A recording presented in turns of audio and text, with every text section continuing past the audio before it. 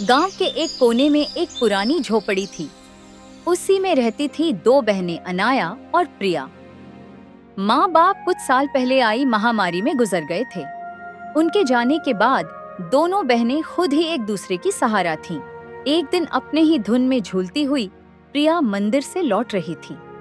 हाथ में पूजा की थाली थी, चेहरे पर वही पुरानी मासूम मुस्कान। अब आई है तू प्रिया, सूरज सर पर चढ़ाया और तू फूल चूहिया बनकर घूम रही है मंदिर में। दीदी मैं जल्दी आने वाली थी, लेकिन शांति काकी की बकरी झाड़ियों में फंस गई थी। निकालने में थोड़ी देर हो गई। तेरा क्या है, तू तो सबकी मदद करती घूमती रहे, चाहे घर में चूल्हा जले या ना जले। दीदी आप गुस्सा क्यों करती हो? माँ कहती थी जो दूसरों के काम आए वही इंसान कहलाता है। माँ अब नहीं है प्रिया, और उनके कहे बातों की अब इस दुनिया में कोई मूल्य नहीं रहा। अब कोई किसी के लिए कुछ नहीं करता। प्रिया चुप हो गई। उसके चेहरे पर हल्की उदासी थी। वो झोपड़ी के कोने में रखे उस लकड़ी के संदूक तक गई जिसमें माँ की यादें अब भी सांस लेती थीं। संदूक से निकाला हुआ एक साड़ी प्रिया छू के अपनी दीदी से बोली, दीदी जब ये साड़ी माँ पहनती थी ना, तब हमें देखकर मुस्कुराती थी। कहती थी तुम दोनों एक दूसरे का सहारा बनना। प्रिया की बात सुनते ही अनाया का चेहरा नम हो गया और उसकी आंखें पल भर को भीग गईं। मैं तुझसे सख्त हूँ प्रिया, क्योंकि मैं डरती हूँ। अगर तुझे भी एक दिन कुछ हो गया तो मैं अकेले कैसे जीऊंगी। इस दुनिया ने मुझसे सब छीन लिया है। मैं नहीं चाहती तू भी मेरी तरह कमजोर पड़ जाए, इसलिए तुझे मजबूत बना रही हूँ। दीदी आप कमजोर नहीं हो, आप ही तो मेरी ताकत हो।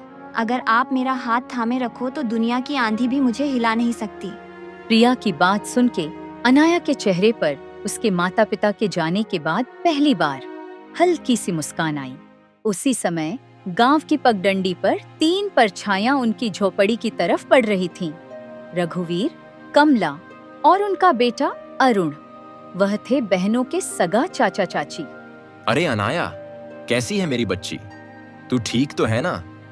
बहुत मुश्किल से जिंदगी बीता रहे होगे ना भैया भाभी के जाने के बाद। हम ठीक हैं चाचा जी, अब जो है उसी में खुश हैं।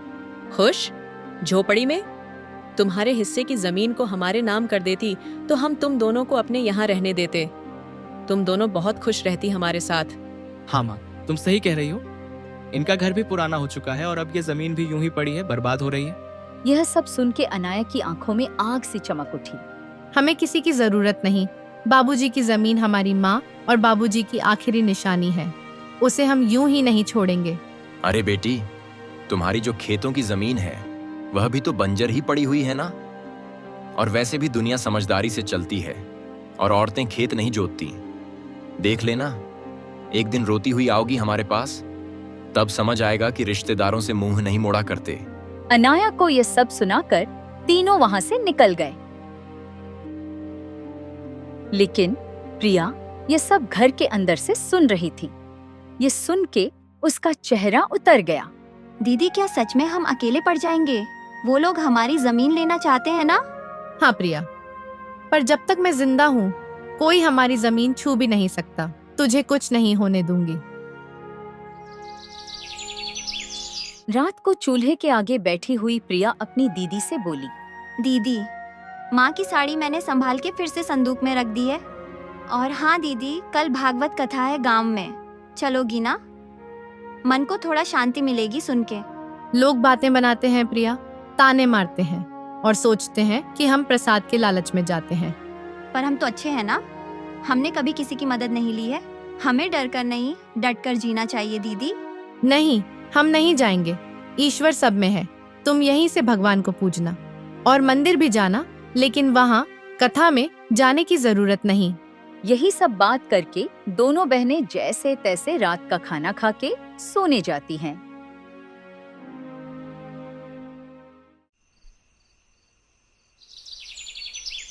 अगली सुबह दोनों बहनें अपनी जमीन को देखने जाती हैं, जिसमें दोनों बहनों ने मेहनत करके थोड़ी सी सब्जियां उगाई थीं। दीदी अच्छा हुआ कि माँ बाबूजी के जाने के बाद हमने यह जमीन बेची नहीं। अभी देखो हमने मेहनत करके कितनी सारी सब्जियां उगाई हैं। अब हम किसी व्यापारी को यह बेच के थोड़े पैसे कमा सकते हैं। हाँ, तू ठीक बोल रही है। इसे बेच के कुछ दिन का तो गुजारा हो जाएगा, लेकिन लेकिन क्या दीदी? इसे बेच के हम कुछ दिन ही गुजारा कर पाएंगे, उसके बाद क्या? अरे आप मायूस मत हो दीदी, मुझे सिलाई बुनाई का काम आता है, मैं वो करके घर खर्च निकालूंगी, आप बस घर संभालना। कोई जरूरत नहीं तुझे यह सब करने की। तू क्या मुझे बेकार समझती है? तू घर पर ही रहना, मैं लोगों के घर काम करने जाऊंगी। और मुझे बांस की सीढ़ी बनाना भी आती है, जो बाबूजी ने सिखाया था। यह करके मैं घर का गुजारा निकाल लूंगी। यह सब बात करके दोनों कुछ समय अपने खेत में व्यतीत करने के बाद घर आते हैं और अपने अपने काम में लग जाते हैं। रात को जब दोनों सोने जाती हैं, तब दोनों बहनें अपनी मुश्किल भरी जिंदगी के बारे में एक दूसरे से बात करने लगती हैं। दीदी, माँ बाबूजी के बिना ये रातें और भी डरावनी लगती हैं। सब कुछ खाली लगता है ना दीदी? हाँ प्रिया, पर अब हम माँ बाबूजी दोनों की जिम्मेदारी निभा रहे हैं। हमें हार नहीं माननी। यह जमीन, यह घर, सब कुछ उनका दिया हुआ है। हमें इसे बचाना है किसी भी कीमत पर। यही सब तो माँ बाबूजी की यादें हैं। अगले दिन जब दोनों बहनें खेत पर पहुंची तो देखा कि इस जमीन के बीच एक खूंटी गाड़ी हुई थी। दीदी, ये जमीन के बीचों बीच खूंटी कौन गाड़ गया? ये तो कल यहाँ नहीं थी और ना ही हमने इसे गाड़ी है। जरूर इसे कोई यहाँ गाड़ गया है। ये जरूर हमारे चाचा चाची का काम होगा, लेकिन यह काम बिना किसी सरकारी आदमी के नहीं होता। इसका मतलब हमारे खेत को यह लोग बांटने की साजिश रच रहे हैं। उसी वक्त दूर से रघुवीर आता दिखा और उसके साथ कमला और उनका बेटा अरुण भी था। तीनों के चेहरे पर अजीब सी मुस्कान थी। अरे बेटियों, घबरा क्यों रही हो? हम तो बस मदद करना चाहते हैं। तुम्हारे माँ बाप के जाने के बाद जमीन की देखभाल जरूरी है। तुमसे अकेले तो होगा नहीं। चाचा जी, आपकी मदद की जरूरत नहीं है हमें। यह जमीन हमारी माँ बाबूजी की निशानी है। इसे किसी के हवाले नहीं करेंगे। अरे बच्चियों, ऐसे कैसे नहीं दोगे? ये जमीन तो तुम्हारी और हमारी। अरुण के दादाजी ने अपने दोनों बेटों को बराबर हिस्सा करके दिया था, लेकिन शायद तुम्हारे पिता अपने आखिरी दिनों में तुमसे ये बात बोलना भूल गए। इतने साल तो हम साथ ही खाए पिए हैं। हम तो तुम्हारी भलाई ही चाहते हैं। अब यह दुश्मनी क्यों? दुश्मनी तब शुरू हुई चाचा, जब आपने हमें अकेले समझकर हमारी जमीन पर नजर डाली। और चाची, दुश्मनी तो आप लोग हम दोनों से निकाल रहे हो। अरे प्रिया, इतनी गरज क्यों रही हो? छोटी हो, छोटी बनकर रहो। ऐसे बड़ों के बीच मत बोल, समझी? अरे जाओ, कैसे बड़े लोग? जिनकी सोच छोटी होती है वे उम्र में बड़े होकर भी सम्मान के हकदार नहीं होते। प्रिया, तू कुछ मत बोल। और हाँ, अब अगर आप लोग हमारे खेत के पास भी आए तो अच्छा नहीं होगा। हम कमजोर दिखते हैं पर डरते नहीं। ठीक है बेटियों, हम कुछ नहीं कहेंगे, लेकिन कानून अपना काम करेगा। जब जमीन के सरकारी कागजात आएंगे तो देख लेना। जब तुम्हारे नाम नहीं निकलेंगे तो खुद समझ जाओगी कि जमीन किसकी है। तीनों वहां से चले गए। अनाया और प्रिया कुछ देर तक खामोश खड़ी रहीं। दीदी, क्या वो सच में कागज बदलवा सकते हैं? कुछ भी कर सकते हैं प्रिया। लालच में आदमी अंधा हो जाता है। हमें किसी पर भरोसा नहीं करना चाहिए। अब हमें बहुत संभाल के रहना पड़ेगा।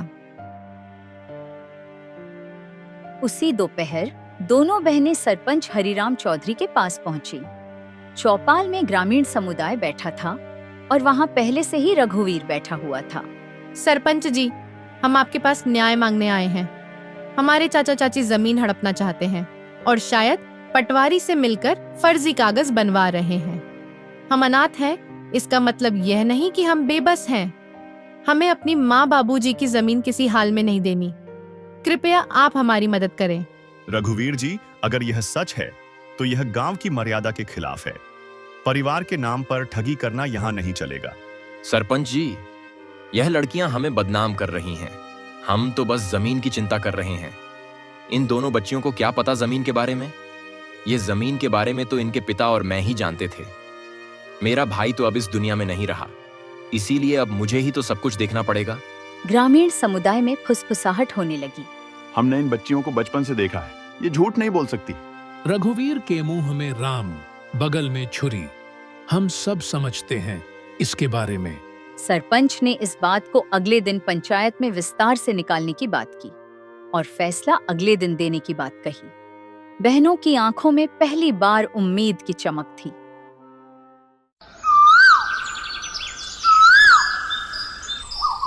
रात को झोपड़ी में दोनों बहनें आपस में बात करती हुई, दीदी क्या कल हमारा साथ देंगे गांव वाले? देखते हैं क्या होता है। मुझे किसी पर भी भरोसा नहीं रहा है। आखिर माँ बाबूजी के जाने के बाद मदद ही कहाँ की किसी ने हमारी। हमें बस भगवान पर भरोसा रखना होगा। माँ बाबूजी तो नहीं है, पर उनका आशीर्वाद जरूर है हमारे साथ। आप देखना दीदी, हमारे साथ कुछ बुरा नहीं होगा।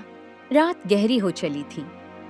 दूर कहीं उल्लू की आवाज गूंजी और हवा में कुछ सिसकियां थीं, और उन सिसकियों में प्रिया की भी सिसकियां शामिल थीं। दोनों बहनों को चिंता की वजह से नींद भी नहीं आ रही थी। दीदी विश्वास ही नहीं होता है ना कि हम अब अकेले हैं। कभी कभी तो ऐसा लगता है कि बाबूजी अचानक आएंगे और मुझे गले लगा लेंगे। हाँ प्रिया, मुझे भी उनकी कमी खटकती है, लेकिन तू चिंता मत कर, मैं हूं ना। जब तक मैं जिंदा हूँ तुझे किसी चीज की कमी नहीं होने दूंगी। लेकिन दीदी, जब माँ बाबूजी गए तब सबने कहा था हम हैं तुम्हारे साथ। फिर धीरे धीरे सब दूर होते गए। चाचा चाची तो जैसे बस हमारे हिस्से की जमीन के लिए ही हमारे करीब थे। अनाया की आंखों में आंसू थे, लेकिन उसने उन्हें छुपाया। उसे अपनी बहन के सामने कमजोर नहीं पड़ना था। दुनिया बहुत चालाक है प्रिया। रिश्ते अब खून से नहीं, धन दौलत से बनते हैं। लेकिन हम भी अब चुप नहीं रहेंगे। अगर हमें अपने अधिकार के लिए लड़ना पड़े तो लड़ेंगे।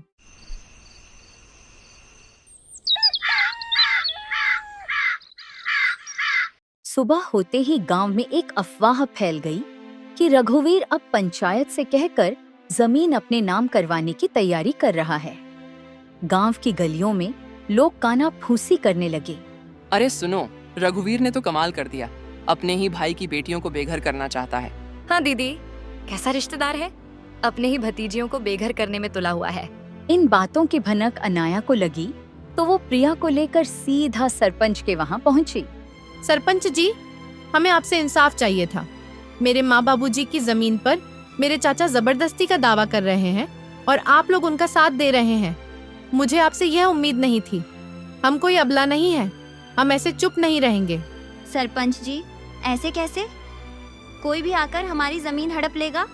थोड़े समय बाद रघुवीर, कमला और अरुण भी वहां पहुंच गए और वहां पर नाटक करने लगे। सरपंच जी, हम तो बस इनकी भलाई चाहते हैं। भाई की मौत के बाद हमने ही इन्हें पाला है। आप तो यह अच्छे से जानते हैं। और अब जब लड़कियां बड़ी हो गईं तो हमें बदनाम कर रही हैं। जरा सोचिए, क्या यही इंसानियत है? अनाया बेटी, तुम्हारे चाचा तो ठीक कह रहे हैं। तुम लोग तो एक ही परिवार के हो। परिवार के बीच यह झगड़ा क्यों? वैसे भी सरकारी कागजात के हिसाब से तुम्हारी जमीन में इनका भी हक है। ऐसे कैसे सरपंच जी? यह लोग हमारी मजबूरी को देखकर हमारा फायदा उठाने आए हैं। यह कोई परिवार नहीं है। यह बस जमीन के लालच में परिवार होने का दिखावा कर रहे हैं। यह सब बात चल ही रही थी कि तभी पटवारी बलदेव प्रसाद भी वहां आ जाता है। हरिश्चंद्र की जमीन कानूनी तौर पर सिर्फ उनकी नहीं है, इसमें उनके भाई रघुवीर का भी हिस्सा है। ऐसे कैसे? तुम लोग तो बस कागजात के बारे में बोल रहे हो, लेकिन क्या सबूत है कि हमारी जमीन का चाचा जी भी हिस्सेदार है? हाँ, अनाया बिटिया बात तो सही कह रही है। तुम लोग कुछ पुख्ता सबूत भी पेश करो, तब जाके मैं पंचायत बुलाकर सही फैसला ले पाऊंगा। सरपंच के मुंह से यह सुनने के बाद रघुवीर, कमला और अरुण थोड़ा हताश जैसे नजर आए और वे लोग वहां से निकल गए। अरे पटवारी जी, तुम किसका इंतजार कर रहे हो? तुमको नहीं जाना उनके पीछे कितने पैसे खिलाए थे मेरे चाचा ने? अनाया के ताना सुन के पटवारी शर्म से वहां से निकल जाता है। बिटिया, मुझे गलत मत समझना। मेरे आंखों के सामने जो आया मैंने उसे ही सच मान लिया। इस बार मैं अच्छे से जांच पड़ताल करके एक नतीजे पर पहुंचूंगा। आगे से मैं रघुवीर की बातों में नहीं आऊंगा। और वे लोग तुम दोनों की मजबूरी का फायदा उठाना चाहते हैं तो मैं तुम लोगों को न्याय और उन लोगों को कड़ी सजा दूंगा। सरपंच के मुंह से यह सुन के दोनों ने थोड़ी राहत की सांस ली और थोड़े शक, थोड़ी खुशी के साथ घर लौटी। रात होते ही दोनों बहनें फिर से चारपाई पर बैठ के बात करने लगती हैं। दीदी, आपको क्या लगता है, क्या हमारी जमीन हमारे पास रहेगी? या फिर हमारे कपटी चाचा चाची को मिलेगी। हाँ प्रिया, मैं भी वही सोच रही हूँ। उन लोगों का कोई भरोसा नहीं। वे लोग इतने लालची हैं कि हमारे साथ कुछ भी कर सकते हैं। माँ बाबूजी के जाने के बाद उन लोगों ने अपना असली रंग दिखाना शुरू कर दिया है। यही सब चिंता में दोनों बहनों ने मुश्किल से अपनी रात काटी। गांव की हवाओं में हल्की सरसराहट थी। आसमान में बादल थे, पर बारिश का कोई नामो निशान नहीं। लेकिन अनाया और प्रिया के मन में बहुत कुछ उमड़ रहा था, जैसे भीतर कोई तूफान उठ रहा हो। घर का आंगन सूना था और बहनों के चेहरों पर चिंता की लकीरें साफ झलक रही थीं। दीदी आज खेत चलें क्या? वो जो पिछली बार की सब्जियां बची थीं, कहीं किसी जानवर ने नुकसान तो नहीं कर दिया होगा? कभी कभी किसी की गाय बकरी आ जाती है और पूरा नुकसान कर देती है। हाँ प्रिया, चलो। खेत को देखने से मन भी हल्का हो जाता है। और बाकी बची हुई सब्जियां बेचने के लायक हो गई कि नहीं, साथ में देख लेंगे। लेकिन मुझे एक बात को लेकर चिंता है। गाय बकरी का तो पता नहीं, बस कोई इंसान हमारे खेत को नुकसान न पहुंचाए। वैसे भी हमारे अपने ही हमारी जमीन पर बुरी नजर डाले हुए हैं। दोनों बहनें खेत की ओर चल पड़ीं। रास्ते में पेड़ों की छांव थी और चिड़ियों की चहल पहल। जैसे ही दोनों खेत के पास पहुंची, प्रिया ने दूर से किसी की परछाई देखी। दीदी, वह देखो, वह अरुण ही है ना? अरुण उनके सामने खड़ा हो गया, आंखों में गुस्सा, चेहरे पर घमंड। बहुत घमंड आ गया है तुम दोनों में। पहले जब हम साथ में रहते थे तब तुम दोनों बहुत मासूम बनने का नाटक कर रहे थे, और तो और जुबान भी नहीं खोलते थे। लेकिन अब जैसे गांव की मालकिन बन गई हो तुम लोग। अरुण भैया, हमने किसी से कुछ छीना नहीं है, बस जो हमारा हक था वही लिया है। हम आज भी किसी से बैर नहीं रखते और ना ही पहले किसी से मेहरबानी ली थी। तुम लोगों को लगता है कि इतनी आसानी से सब कुछ ले लोगे? ये सब मेरे बाबा की जमीन है। पहले तो प्यार से हमारे साथ रहने को बोल रहे थे तुम लोगों से, लेकिन अब देखना, एक एक चीज छीन लूंगा तुमसे। तुम दोनों को ऐसा सबक सिखाऊंगा कि जिंदगी भर याद रहेगा। प्रिया अरुण की धमकी से थोड़ा डर गई। दीदी, इसने फिर धमकी दी है। आप कुछ बोलो ना, ऐसे कैसे यह हमसे सब कुछ छीन लेगा? बहुत हो गया प्रिया, कोई जरूरत नहीं इसके साथ झगड़ा करने की। मैं भी देखती हूँ कौन हमसे क्या छीन लेता है। और हाँ अरुण, तुम यहाँ से चले जाओ, नहीं तो हम पंचायत में जाकर बोल देंगे कि तुम हमें अकेले देख धमकी दे रहे हो। हाँ, जा रहा हूँ। लेकिन हाँ अनाया, तुम बहुत ज्यादा ऊपर उड़ रही हो। संभाल के रहना, कब नीचे गिरेगी पता ही नहीं लगेगा। ऐसे ही अरुण दोनों को धमकी देकर वहाँ से चला जाता है। अरुण की धमकी भरी बातें सुन के दोनों थोड़े मायूस हो जाती हैं। अनाया, जो अपनी बहन के सामने हिम्मत से खड़ी हुई थी, उसके मन में भी डर था। वो मन ही मन अरुण की बातों को लेकर बहुत चिंतित थी। कुछ समय के बाद दोनों बहनें घर लौटीं। घर लौटकर दोनों बहनें चिंता में डूबी हुई थीं।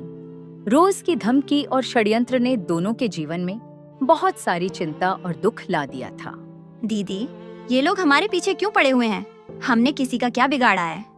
हमारे चाचा के पास तो सब कुछ है। वो लोग हमसे अच्छी जिंदगी जी रहे हैं, फिर भी वे लोग हमारी जमीन हड़पना चाहते हैं। इंसान की लालच कभी खत्म नहीं होती प्रिया। भले ही इंसान के पास सब कुछ हो, फिर भी इंसान और चाह के लालच में या तो दूसरे का नुकसान करते हैं या फिर अपनों का ही नुकसान करते हैं। हम तो इनके खिलाफ कोई बड़ा कदम भी नहीं उठा सकते। उनके कर्मों का फल उन्हें भगवान जरूर देंगे। ऐसे ही कुछ दिन बीत जाते हैं। एक दिन अचानक रघुवीर के चावल के मिल में किसी कारण आग लग जाती है। जब दोनों बाप बेटे को यह खबर मिली तो वे दौड़ते हुए वहां पहुंचे। मिल के बाहर लोगों की भीड़ जमी हुई थी, लेकिन ग्रामीण समुदाय ने पहले से ही आग बुझा दी थी। अरे, यह आग ऐसे ही नहीं लगी। यह तो रघुवीर और उनके परिवार के किए गए बुरे कर्मों का नतीजा है। उन्होंने बिन माँ बाप के उन दोनों लड़कियों को बहुत परेशान किया था। अब देखो क्या हुआ इनके साथ। हाँ भाई, बिल्कुल सही कह रहे हो। मैं भी वही सोच रहा था। भगवान बुरे कर्मों का सजा इंसानों को जरूर देता है। भगवान के घर देर है, लेकिन अंधेर नहीं। ग्रामीण समुदाय की बात सुन के दोनों बाप बेटे गंभीर चिंता में चले गए। अनाया और प्रिया के प्रति उनका जो व्यवहार था, वो सोच के रघुवीर को बुरा लगने लगा। तभी दूसरे गांव का जमींदार लालचंद अग्रवाल आया, जिसके साथ रघुवीर यह चावल के मिल का व्यापार करता था। अरे ओ रघुवीर, मिल में तो आग लग गई, मेरे पैसे तो सारे डूब गए। तेरे भरोसे मैंने तेरी जमीन में मिल खुलवाकर व्यापार किया था, अब तो मेरे नुकसान का भरपाई तुझे ही करनी होगी। सेठ जी, पता नहीं यह हादसा कैसे और क्यों हुआ, लेकिन आप निश्चिंत रहें, मैं कुछ ना कुछ करूंगा। आप मुझे थोड़ी मोहलत दे दो बस। अरे कैसी मोहलत? तेरे साथ व्यापार किया, वही तेरे लिए बहुत मदद हो गई। अब मैं तेरे लिए कुछ नहीं करूंगा, मुझे मेरे पैसे वापस कर और उसके बाद तू अपने रास्ते। सेठ जी, आप ऐसा मत कीजिए, इस मुसीबत के घड़ी पे आप यूं मत फिरिए। मुझे कुछ भी नहीं जानना, मुझे बस मेरे पैसे चाहिए। बहुत मदद कर चुका तुम लोगों की, तुम जैसे लोगों के साथ मैंने व्यापार किया वही बहुत बड़ी बात है तुम लोगों के लिए। कुछ भी करना पड़े करो, बस मुझे पैसे दे दो। ठीक है, फिर आप मेरी इस जमीन को ले लीजिए। इस जमीन से तो आपका थोड़ा सा कर्ज चुकता हो जाएगा ना। अगर हो जाए तो मैं आपको कल जमीन के कागजात भेज दूंगा और बाकी के पैसे मैं नहीं दूंगा, क्योंकि आप भी मेरी इस चावल के मिल के हिस्सेदार थे और आपने इससे मुझसे ज्यादा मुनाफा कमाया है। अब इसका पूरा नुकसान मैं अकेला क्यों झेलूं? ऐसा है क्या? ठीक है, तू मुझसे दुश्मनी मोल ले रहा है, देख लूंगा तुझे। फिलहाल तू मुझे अपनी इस जमीन के कागजात भेज दे, बाकी के पैसे तो मैं तुझसे बाद में वसूलूंगा। जमींदार से यह सुनने के बाद दोनों बाप बेटे हताशा और गुस्से में वहां से घर निकल जाते हैं। घर जाकर रघुवीर अपनी पत्नी से आज के दुखद हादसे के बारे में दुखी मन से बताता है। अरे कमला, हमारे साथ ये क्या हो गया? हम तो पल भर में बर्बाद हो गए। पूरा कारोबार, जमीन, सब कुछ छीन गया। अब तो बस ये घर ही बचा हुआ है। मुझे पता है यह सब भगवान ने हमारे बुरे कर्मों का फल दिया है हमको। ये जी, आप ऐसे मायूस मत हो, कुछ रास्ता होगा। हम ऐसे कैसे बर्बाद हो गए? और हाँ, आप तो वो दूसरे गांव के जमींदार के साथ व्यापार करते थे ना, उनसे मदद मांगिए ना, वो तो कुछ मदद कर देगा। अरे कैसी मदद माँ? वो आदमी मदद करेगा? अरे मदद छोड़ो, उसने हमारे चावल के मिल की जमीन को भी हड़प लिया। अरे ये क्या कह रहा है तू? अगर किसी से मदद नहीं मिली तो हम क्या करेंगे इस मुसीबत के घड़ी में? छोड़ो कमला, जो हुआ है वह सब अपने ही बुरे कर्मों का नतीजा है। तुम खुद ही सोचो, हमने मेरी दोनों भतीजियों को कितना दुख दिया है, उसी का पाप लगा है हमें। हाँ माँ, बाबूजी बिल्कुल सही कह रहे हैं। हमने पाप किया है, हमें अब इसी दुनिया में पापों का फल भुगतना पड़ेगा। पता नहीं बिना पैसों के अब ये घर कैसे चलेगा। हाँ अरुण बेटा, तू सही बोल रहा है। अब हम ये घर कैसे चलाएंगे? हमें तो गांव में कोई मदद भी नहीं करेगा। अनाया और प्रिया के ऊपर किए अन्याय के लिए ग्रामीण समुदाय भी हमसे नाराज है। ऐसे तो हम सड़क पर आ जाएंगे। यह सब बात करके तीनों बहुत उदास हो जाते हैं। एजी, मेरे मन में एक विचार आया है।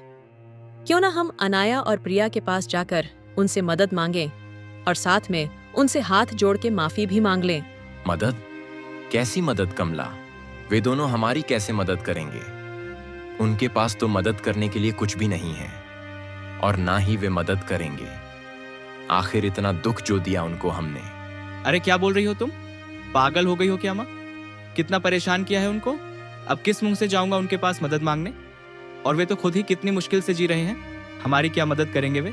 अरे आप लोग थोड़े शांत हो जाइए। हम उनसे पहले दिल से हाथ जोड़कर माफी मांगेंगे और उसके बाद हम उनकी जमीन पर खेती करने की इजाजत मांगेंगे और खेती का जो भी मुनाफा होगा उनको भी आधा देंगे और हमारा भी जैसे तैसे गुजारा हो जाएगा। और हाँ, मैं इस बार लालच में नहीं बोल रही हूँ, मैं बुरी परिस्थितियों के चलते बोल रही हूँ। तुम बात तो ठीक ही कर रही हो। हमें तो कोई मदद करेगा नहीं और हमें तो ज्यादा कुछ काम भी नहीं आता।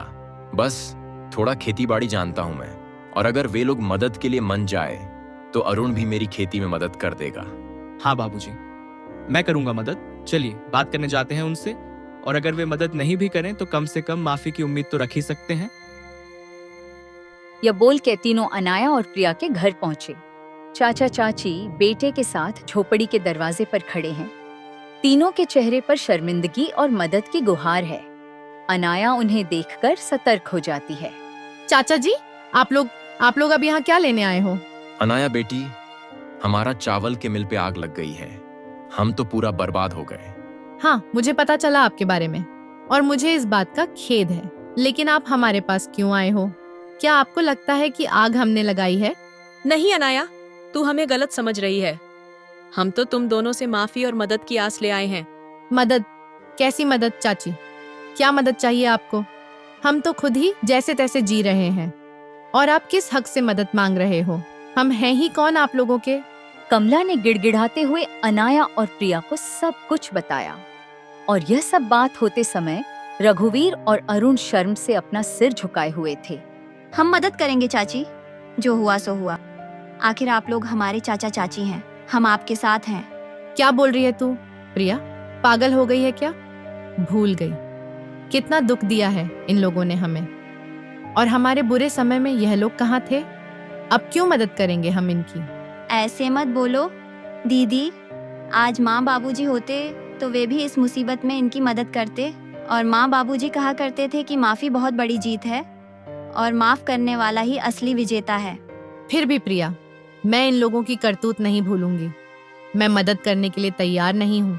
दीदी, आपको मेरी कसम, कृपया आप उनकी मदद कर दीजिए। और वैसे भी इनको हमारी जमीन पर खेती करने देंगे तो हमारी भी बहुत मदद होगी और हम आगे से हंसी खुशी एक साथ रह पाएंगे।